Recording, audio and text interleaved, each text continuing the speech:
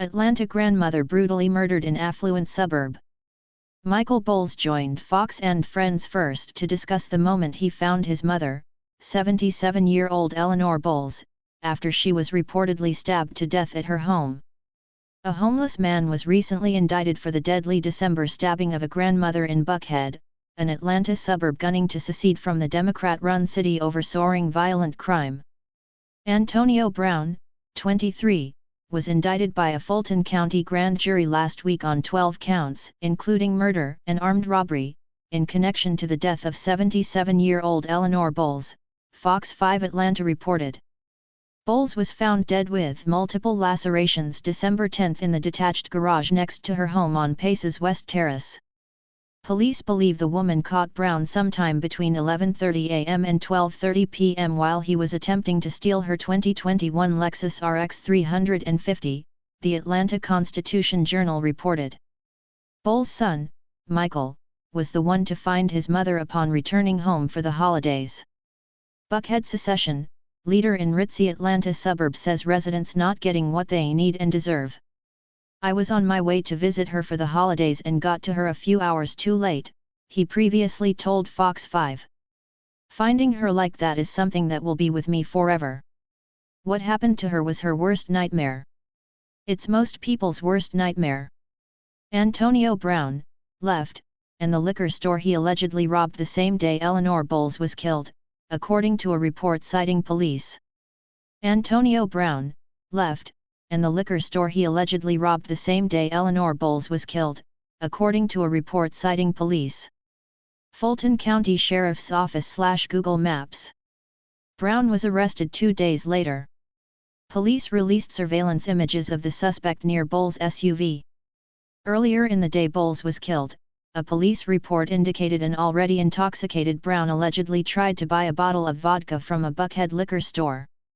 When the employee refused, Brown allegedly grabbed the bottle anyway and left the store before allegedly walking less than a half mile to Paces West Terrace, where Bowles was murdered, according to the Journal. Bowles was a grandmother of 2 who also leaves behind 2 sons and other family and friends. The wheels of justice have begun to move for my mother, Michael Bowles said in a statement obtained by the Journal after his mother's death. This has been a nightmare for our family. My mom should have been safe in her home. If she wasn't safe, no one is. I grew up in Atlanta, my wife was born here, and my brother and his family live here. We love this city, but we have all been disappointed at the horrific acts of crime that have plagued Atlanta for far too long.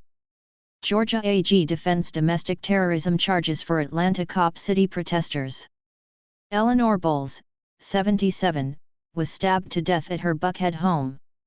Her son, Michael, reportedly discovered her body in the garage.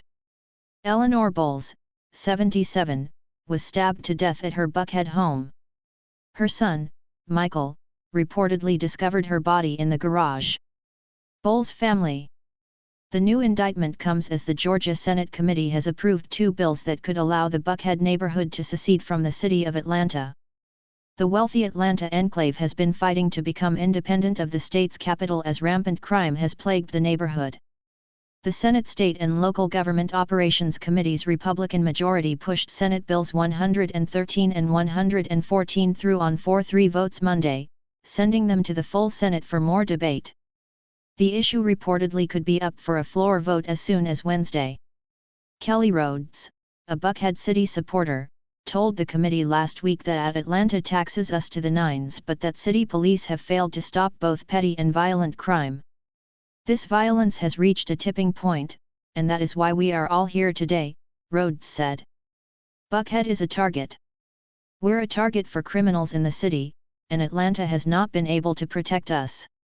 Son of Atlanta grandma murdered in her home issues stark warning, none of us are as safe as we think. Eleanor Bowles, right, who was found murdered in her Buckhead home garage, seen next to her son, Michael.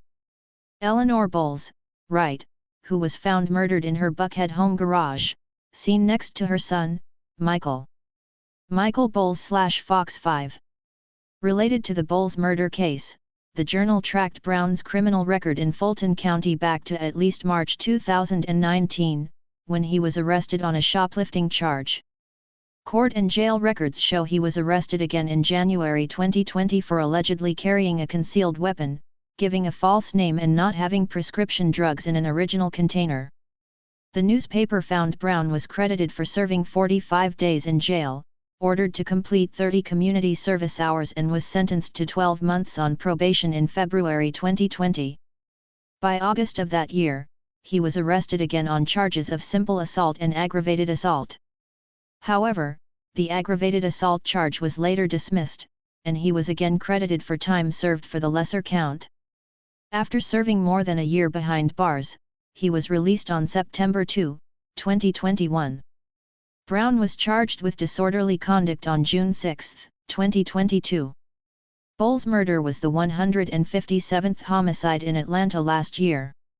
The city wrapped 2022 with 170 killings.